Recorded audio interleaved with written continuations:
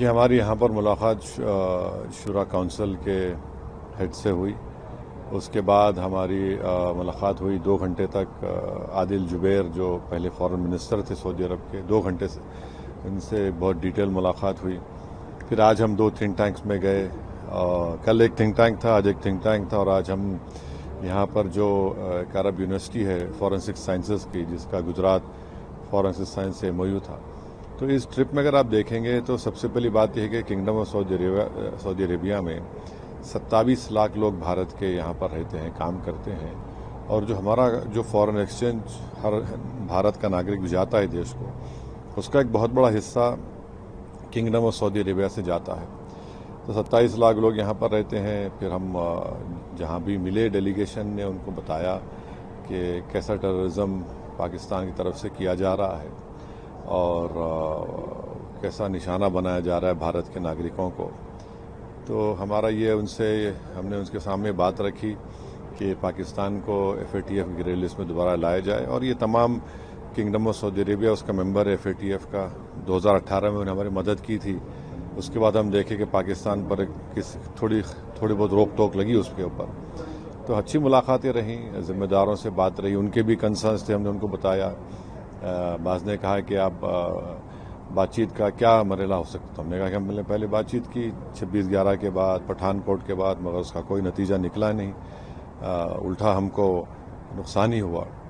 تو آل ان آل یہ تمام باتیں ہم نے ان کے سامنے رکھی ہیں. اور ہم نے ان کو یہی بتایا کہ جو پاکستان یہ جو پروپیگنڈا کرتا ہے کہ ایک مسلم کنٹری ہے، ہم نے ان کے سامنے یہ بات بھی رکھا کہ بھارت میں 14.5 کروڑ کے قریب مسلمان رہتے ہیں، اور یہ ان کا بولنا بالکل سراسر غلط ہے. اور پھر ہم یہاں پر ان کو یہ بتائے ہیں کہ دیکھیے پچھلے سال جو ہے سعودی عرب نے پاکستان کو ایڈ دیا 2 بلین کا. پھر 2024 میں سعودیہ نے ان کو لون ایکسٹینڈ کیا 3 بلین کا. ہم نے کہا کہ پاکستان میں تو کوئی ہو نہیں رہا نا، ان کی اکانومی اسٹیبل نہیں ہو رہی، الٹا پیسہ ہمارے اپنے غریبوں کے لیے استعمال نہیں ہو رہا. ہم نے ان کو بتایا کہ پاکستان اپنے ڈیفنس کا بجٹ ان کا 2.6% ہے GDP کا، اور بھارت کا 1.9% ہے. تو یہ کنٹراسٹنگ ہم نے بتایا کہ پھر قریب ہمارا $50 بلین کا ان سے ہمارا ٹریڈ ہے، بائلیٹرل ٹریڈ ہے.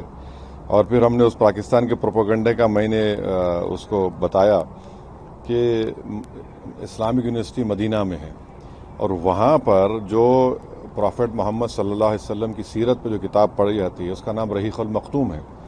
تو اس کو تمام لوگوں کے کمپٹیشن میں فرسٹ پرائز ملا تھا مسلم ورلڈ لیگ کی طرف سے. اور وہ کتاب لکھنے والا مولانا صفی الرحمان مبارک پوری رحمۃ اللہ علیہ تھے. آج ان کی کتاب پڑھائی جاتی ہے وہاں پر. تو ایسے کئی بھارت میں جو ہمارے علماء ہیں، چاہے وہ بریلوی مسلک کے ہوں، دیوبندی مسلک کے ہوں، اہل حدیث ہوں، اہل تشیع ہوں، ان علماؤں کا کوئی مقابلہ پاکستان کے علماء نہیں کر سکتے. اور انہوں نے بھارت میں توحید کا پیغام بھی دیا، دے رہے ہیں، دیتے رہیں گے. عشق نبوی صلی اللہ علیہ وسلم کی تعلیمات سے ہم کو بتا رہے ہیں، آشکار کر رہے ہیں. اور ساتھ ہی ساتھ حب الوطنی بھی ان مدرسوں سے سکھایا جاتا ہے. تو یہ فرق ہم نے بتایا کہ بھارت میں کس طرح سے کام کیا جا رہا ہے، مسلمانوں کے علماء جو کام کر رہے ہیں، اور پاکستان کے پروپیگنڈا جھوٹ ہے کہ اور انہوں نے جو اس طرح سے حرکت کی پہلگام میں.